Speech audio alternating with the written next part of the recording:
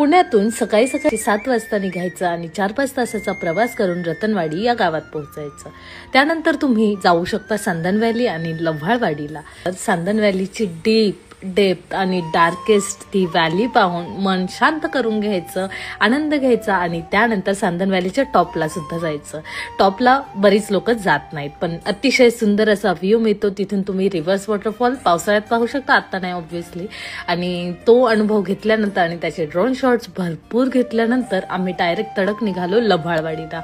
लव्हाळवाडी असा स्पॉट आहे जो इंस्टाग्रामवर अतिशय व्हायरल झालाय आजकाल। लोकेशन माउथ पब्लिसिटीपेक्षा इंस्टाग्रामवर लवकर व्हायरल होतात आणि त्यामुळेच लव्हाळवाडीलाही ते भाग्य लाभलं आणि आपल्यासारख्या पर्यटकांनाही भाग्य लाभलं लव्हाळवाडी सारखं स्पॉट पाहण्याचं। आणि अखेर आम्ही लव्हाळवाडीत पोहोचलो।